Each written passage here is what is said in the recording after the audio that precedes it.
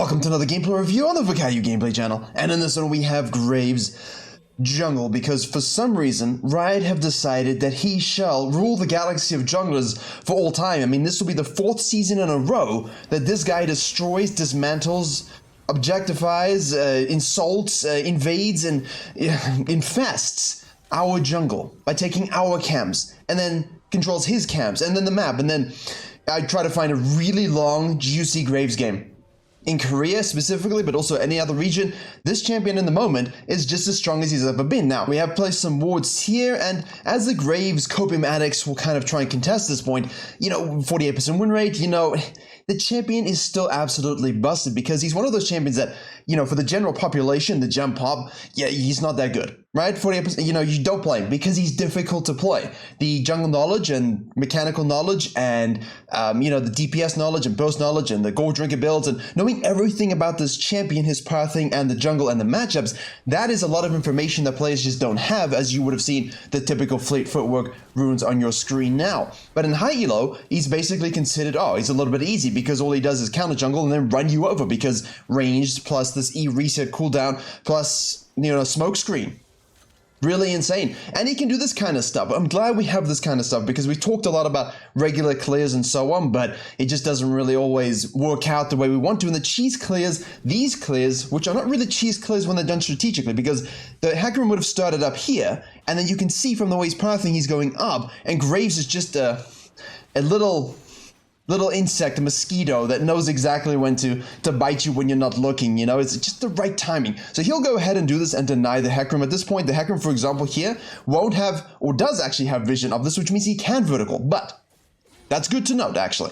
We know Graves, we talked about this, he doesn't have his scanner activated. Then when he crosses, he should actually, considering this is, pathological route at this point, people should know that they shouldn't just walk into the jungle, but he's still able to do blue and grump despite the 20% reduction in damage really, really easily. Hecarim in the meantime says, hey, you know what? Instead of just focusing on the blue side, I'm gonna gank the AA trucks on the top side, which is great, but it does compromise his own full clears. Graves in the meantime says, look, I've got my red side to fall back to. Mid lane's looking volatile. There we go, a little bit of a W into our flash auto. We also have the flash Q if we need it. We have the Q up available. At the moment, we can try to put it against the wall, but the Hecarim comes all the way down, floating, zoning. We respace with our E, we Q against the wall, we kite back towards our wall. We get the return proc damage, which is more damage, which is the one you want. And, well then, dead Hecarim. So the invade here, despite all of the knowledge available to both junglers, it just works out for the Graves. Now, back to the main story. The jungler in high elo, I'm being generous, so let's just say D2 plus for today. It doesn't feel like he's outskilling you a lot of the time because of the kit and the numbers that he has. His damage is disgusting. As Pussy Poo put on Twitter the other day, why is he murdering 3 generations of my family for 3 straight years? Riot, someone must play Graves on the right balance team, because it's true. Facing this champion in high elo is just as obnoxious as it gets, especially when it's piloted well. Now, obviously, when it's not piloted as well, you can deal with it, right? And hence the win rate isn't giga broken, but before we went into Season 13, this champion had like 20% pick rate and a huge ban rate in Master Plus. So it's a little bit unlikely that you would even be seeing a Graves, but if you did, wasn't fun. And that will continue in the season. He's got great synergy with all of the item variations and rune set variations and jungle pets. And the win rate, again, doesn't represent the power curve, because he is, even if it is set in terms of, high elo, an easier champion to kind of destroy and run over enemy junglers without a lot of thought given to it. It is still difficult for most people to play, hence the win rate gets a little bit adjusted. Now, Hecarim, in the meantime, as you would have seen, took the camp available to him, the Wolves, and then decided to go ahead and take some of the Raptors away from the Graves. Again, really easy. Low HP, ADC in the bottom lane equals dead ADC. In the meantime, we have here, as I hit the microphone, apologies, we have here the Bard also getting trapped out. The Graves, in the meantime, knows that he can decide to reverse sequence, because he'll see the Hecarim go that way. Most likely he took my Raptors. He might even stick around to take my Krugs. That means the lane that the Hecarim ganked, let me just bring some juice back into that. We hit the smoke screen, really. Smoke screen in of itself, and we don't talk about this enough, I feel, is such an absolute, we do talk about it a lot, but we talk about it a lot on this channel, but do people in general talk about it a lot. Obscene. Now, what we could do here is we could decide to go ahead and take his second spawn Krugs, right? Because he gets our first spawn Krugs. The problem with that is, you see the pings on the red team here? We're going to sneak this away. he's going to greet for this with a little bit of catch-up experience. I do think the Graves, in this particular regard, should have said, look, I know after this gank, the Hecarim's most likely going to snack this. He's got the second spawn grump up. We have this control ward. He hasn't walked over anything. I don't think he's going to reset and go to the Krugs, because that doesn't make a lot of sense. He should, in fact, fall back to this. Let me just take this whole quadrant away, and then you could look to collapse in the mid lane. But again, those are the pros and cons of your decision making. You know, that jungle flow, do you want to risk it for the biscuit? If he does back and he shows up, can you handle yourself? And now as Graves, yes we can. So this is a little bit silly from the Graves' point of view. We should have foreseen this, but you know, that's why we pick master tier games instead of challenger games sometimes, because you don't always want the game to be perfect. You want to see what happens when you make a wrong read, or you don't think about something, or the enemy jungler just makes a good play. Especially when they're acting a little sussy in the bussy, much like this Hecarim. So in the meantime, we waste our time completely going to the side, and now we're going to shadow across the mid lane. You see here with the wave push, we can do so. We know the Hecarim would have reset, got in his tier, which he had already, got in the Ionian boots, got in the long sword. You do want the Ravenous Hydra, Duskblade of Drakthar, if you want to be a sort of damaging assassin Hecarim, but I will show the pros and cons of that shortly in this video, as well as the dedicated Hecarim video that we will get soon enough. Now, in this particular regard, we have here the Aatrox moving up to put wards. The Graves is seen and shows up, so the Hecarim has this control. We have this control over here. 300 Umbral Glaive. Again, the synergy he has with Umbral Glaive plus stacking the zombie ward, unique, really. And, you know, people will say, well, what about the Hydra Rush Graves, Virkayu? No, don't.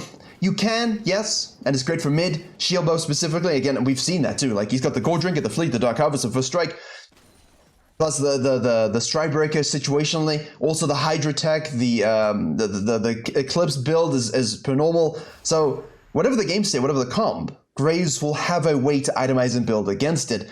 But in the meantime, the Hydra is a bit of a bait, I think, for junglers. Yes, it's good, but Umbral Glaive, Vision Control, Obscene, the stacking, so free. And that denial is what allows you to do what Graves wants to do. So we show up top lane, we clear this, we see this ward again, nice ward. We know he's on the bottom side. We're kind of waiting for that Herald here. The Graves here has not had the best flow, and that's fine. I'm okay with the Graves having not the best flow because they very typically have the best flow. And in this particular case, what's the pro and con of your decision making? Do we wait 15 seconds and just take the Herald while we know he's bottom side? Or do we cut across mid lane shadow and defend our red side and maybe counter gank that bottom lane when Hecarim invariably shows up, which he does here? But I feel like you should have just kept running. Fascinating. Okay then. He enjoys himself a juicy Herald in the meantime, which is always what we want. Now, we have taken our top side, we missed the counter jungling, we lost a dragon, good dragon for Hecarim's team, and we will have to defend our red side now. The Bard is not being dooting enough. Why are you still here?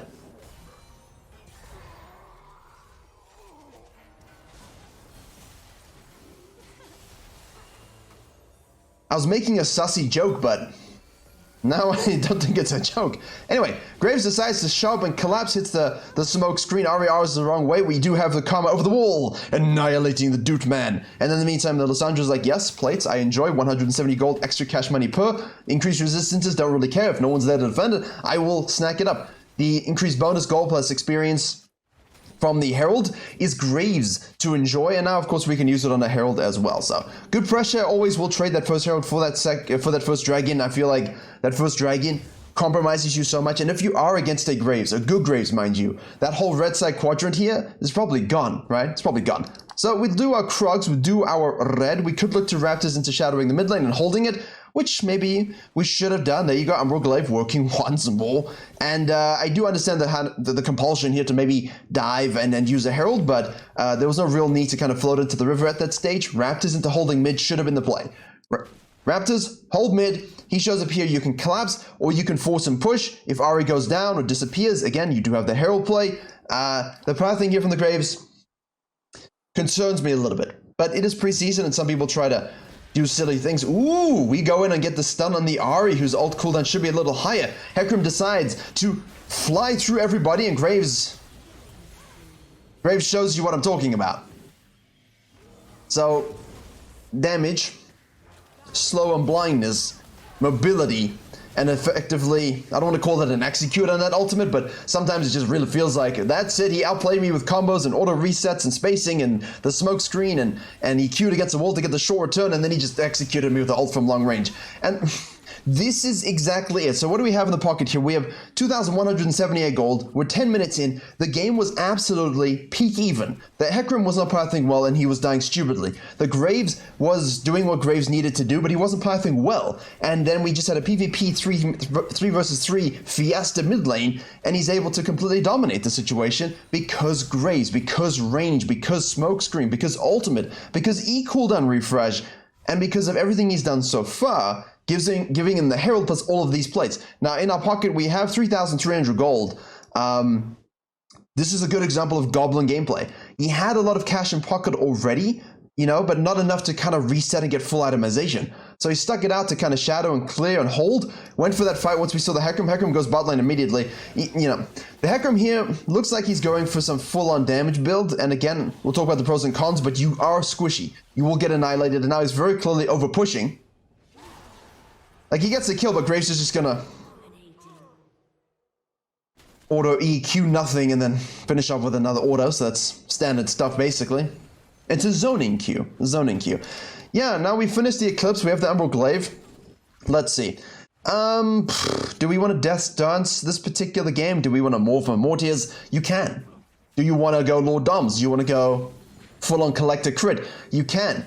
Do you want to go Hydra Tech after Eclipse? You could. So there's just a lot of playstyle preferences with the Graves based upon what you want to do. Now against this comp, we have here a comp where I don't want to say a Gold Drinker will be good because I'm seeing it kind of picked a little bit blindly again, which isn't always useful because you're not going to get that proc at all, but it does allow you, if you have it, to kind of E into these kinds of comps, sustain, survive, and thrive. But with the RS mobility, with the slows and mobility of the Ezra, with the comp, I don't think it's a good idea. So definitely a bit more Assassino here, especially if the Hecarim's also going damage. And now people are like, well, look, he has 2 items. Yes, but he has 1 item here that's cheap as hell. That's a cheap as hell item that gives him total vision control. And because of his E reset mechanic and the fact that it's so smooth all the time, and the fact that he's ranged, and the fact that he has fleet footwork, he's just a slippery son of a bitch. And with that vision control, there's not much you can do here. So again, Lissandra doing the mega baitings, mega stunnings, mega stasising, and she will die, and the Graves will just flash over the wall for that nice auto. Back in the day when we needed RFC to hit that flash auto proc, but range isn't of a concern when you're this mobile. And Ezreal is just kind of floating over the wall, waiting for Arcane Shift. Don't chase here. Don't chase. If you're Graves, catch the wave, shove it up. We've already taken this objective. That's great. Move into this zone here. I would think about moving in for a cheeky take against lesser skilled junglers, because most likely the Hecarim is pathing in weird ways, which, to be honest, both of them have been, and you could get away with sneaking this, but you don't want to die for it. So if I could sneak it and get out and then take this and fall back, I would. A little bit of outside in rule thievery. We start up the crab, take our blue, finish the crab. Now we're at level 10, we're close to 11. I would like to be further along, but we know that the Aatrox is here, we know that the Fiora is pushing, we know that she has a lead now thanks to our early... You see, this is what I'm talking about, man. Like, this item is so strong anyway, in general, but you put it on a ranged champion, and of course there's different rules, as you can see, they're 6-3, but... the movement speed, the shield, the omnivamp, the lethality spike, the penetration passive he gets on every item he finishes, along with the Lord Doms. Now he's got a collector just for some added crit spike, which means you could, in fact, do Lord Doms plus IE, right? So that's the crit finish we've talked about as well. Essentially, Graves can be difficult to itemize like with Kindred because it's all about the game state, who you're against, what you want to do, how your positioning is, and what feels good in your hands. But with Graves, with Kindred, you could argue till the cows come home about, you know, DPS on hit versus more crit focused heavy auto attack builds, because there's definitely pros and cons with Graves. I don't know, man, you can build whatever you wanted, it will feel good and you'll just survive and never die, as long as your positioning is good, obviously. So here we've seen a perfect example of why Graves can run over teams despite not even pathing well. It's still, because he still clears so damn quickly. See, the problem with this season is that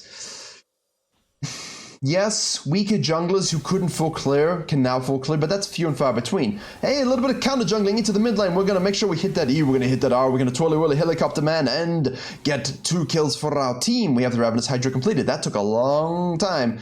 The price cost increase Plus, the Omni-Vamp removal will hurt it as a rush item on things like Hecarim, but I still think it's going to be very good for the majority of players who need to use it, who want to use it. Rengars and Kha'Zixes, for example, will always want to use it. It will fall off on certain champions like Hecarims who already have built-in sustainability through their W and their passive, and, well, through the entire champion's kit, because mobility is a safety mechanism in and of itself. You know, I'd like to see it be less effective on him, and I do think it will be without that scaling Omni-Vamp. Whereas Graves, you know, for the mid lane builds, yes, it will affect you, but with Graves, it's the AD, right? The full-on pumping out numbers. Okay, right, fine, I'll show up. Hello, we can try and wait out that ultimate as much as possible. Remember, yeah, there we go, there's the... I don't know if that flash was necessary. It's definitely a little wonky mechanically. I mean, we missed the Q, we flashed. We're trying to avoid the Aatrox's CC. We got the Eclipse proc, but that... I mean, look how quickly it's reloading. Oh, man. No one in Master Plus likes facing this champion. I'm sorry if you main Graves and you hit alone Graves. That's fine. Enjoy yourself. Abuse it, and I'd say abuse it while you can, but every other champion seems to get nerfed. Even Hecarim gets gutted and nerfed from time to time. And that's why people like Ravenous Hydra and Hecarim. Look at that. That was pleasing to watch, although Hecarim was just as bad an abuser at this stage in time. So there you go. We get the red, we get the ult proc, we're 140 to 138, and we're still doing good damages from the Hecarim's perspective. Our pathing also hasn't been that great, and I think that's where a lot of high elo junglers get extremely frustrated, is that a lot of champions have to work so damn hard to get fed and to thrive in games, and you know, Hecarims and Graves just don't always have to do that to the same capacity, you know? There you go. See, that there is a downside. You be a squishy pony. And I like the fact that he just kind of took it to the Hecarim that if they could have lived, pushed out waves, and played a bit more safe while the Graves was dead, that would have been great, but they didn't. So, again, if you play Graves, don't feel ashamed of it. Just play it. Acknowledge that the champion has a high skill threshold, a high skill ceiling for you, and if you're not in Master Plus, then you are going to have to be good to make this champion work. He's not getting buffed. He should not get buffs. But in terms of facing it in skilled competition, I will dominate said it best. It's just boring. You know, because it's really a map control thing where you just don't get to play the game if he has Prio. You don't get to play the game if you make one run move bot lane. Now, this Hecarim didn't let us get away with that. Didn't let the Graves let the Hecarim get away with it, and from the Hecarim's perspective, the Graves let us get away with, you know, a little bit of a silly death bot lane, but that's okay, you know, that will happen in most of your games. Over the wall, but we get CC'd. There we go, we do get another swoopty-doop there. Make sure you're weaving your auto attacks in as much as possible. More kills for us, 9, 6, and 3. We do have the Mana Moon completed here. Graves, in the meantime, not doing what we said in the main channel video the other day. If you want to join your team in this mid-game fight, right, do the Gromp, Blue Wolves, and cut into the mid lane. If your team is fighting and looking to go mid lane, don't go inside out, because now you're going to have to spaghetti path to collapse. But in this case, he was trying to full sequence, so it's a case of if you swap quadrants, you will have an issue doing that. But we have a good lead here, solid. We are the fed win condition, though, so we do have to be cautious here. Our team, if they step out, and we're dead, or in the wrong place, we lose. But Graves is Graves. Graves is Graves. If you need to hit towers, you can do that. You can also, there was one example, and that's a bit of a wasted herald, but there was one example with a similar kind of snowballing game for him, but no one else. Like this one is pretty much just the Graves kind of doing all the business. But he just got a pentakill at the end, so it was a little bit less interesting. It was like kind of like just pure map control, and then pentakill, and he had 18 kills. It's tough to find Graves games that end up being inherently super competitive. And I think the Hecarim has done a nice job kind of staying within touching distance despite his own mistakes, but also because of the Graves mistakes. If Graves didn't make those mistakes, then the Hecarim wouldn't be able to be in this position. So that's something to think about from a pro and con position if you'd like to play either of these champions. In the meantime, don't stop the pressure in terms of keeping yourself strong. Be there for objectives. Don't waste that herald. We see the Baron is going to be up in half a minute. See here, Krugs, Raptors into the mid lane. But instead of doing that, we keep our eyes on the mid lane here. That's why I'm looking at the minimap always. Perma looking at the minimap in these situations. Use your F keys. We move through the hex states. We move into their jungle using our E, and now we can look for the flank. This is a classical Graves move. Very, very nicely done. That's a balanced amount of damage for an auto attack. We've gone into the Lord Doms as well. So basically, you've got yourself 30% armor pen plus a little bit here on the Eclipse passive. Watch the charm, that good spacing, use your E to... You see, it's the mobility, really. It's a damage coupled with a mobility. And we didn't even talk about, for once, the true grit passive, being towards people getting that bonus armor. Makes it very, very difficult to play against, because he's like a bruiser marksman.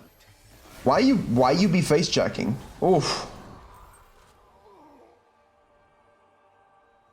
You know, the poor Ekram has gone for the full damage build, which is highly expensive. And when you go that build, please don't be face checking bushes against Graves. Just don't do it. You're not. If you want to play like that, you just have to accept that maybe you're Ravenous Hydra Divine Sundra player. Maybe you're just Ravenous Hydra Jack Show player. You know, you're not a Druckthar player. This is a completely different vibe, different positioning. You can't be doing that. So we're going to go ahead and do this while the Fiora still pushing on the top lane with Eva at the back of the pit wall. We have here the Jhin being yeeted by the Karma, is able to finish off the kills. Graves is going on the back line. Here our Fiora TPs in to help out, and our team just absolutely wipes, cleans up, and GG's it. But again, this isn't really so much of a lane, the FF, because there's not much we can do here. But I didn't want to discuss mid-game, late-game macro with Graves. We've done that before in the previous one. But this is the story of Graves, and this wasn't even that beautifully executed. Right? Nice level 1 cheese. Good use of the counter jungling, and again, showing you that the 20% reduction doesn't really do anything for us. And also just showcasing the inherent mobility and damage. Just those two things from Graves with this build can make you carry games very easily, even if you miss obvious counter jungling situations. But again, if you wanted to go for those Krugs Raptors, and the dude does your Krugs into the dragon, into his jungle, you're not missing anything because he just dove bot lane. He's going to fall back to your Krugs, take the 99%, take the dragon, he's level 4, he'll get that boost, but he'll be low. He'll have to reset. So you're not going to lose the rest of your bottom camps because the Raptors weren't even up, and the Krugs were just taken. So basically, the only thing on the map for you to do was take his Krugs and Raptors. So that counter jungling there, for me, critically huge to maybe making this game even more one-sided, because we were equal in gold until that triple kill mid lane play where he just used a smoke dream beautifully, hit his ult execute on the jungler, and repositioned using his autos, fleet footwork, as well as the E as much as he could. Hopefully that's a decent summary for you, but if you play Graves, this is a great example of how general population should look to play. It won't be perfect, but it's good enough to carry most games, provided you understand to push waves, make sure you keep hitting towers, make sure you play off of your team, path mid-game towards those fights, and don't forget, hit towers, hit inhibitors, and ultimately, hit the Nexus. And if you want other pearls of wisdom like that, please join me on Patreon. Subscribe for coaching VODs. Zada GG has all of the Graves guides and all the guides for every jungle updated. Half of them are fully updated already with the new builds. Graves is one of them, so consider downloading that as well. Match history in the link in the description below, and as always, I will see you all in the next tutorial.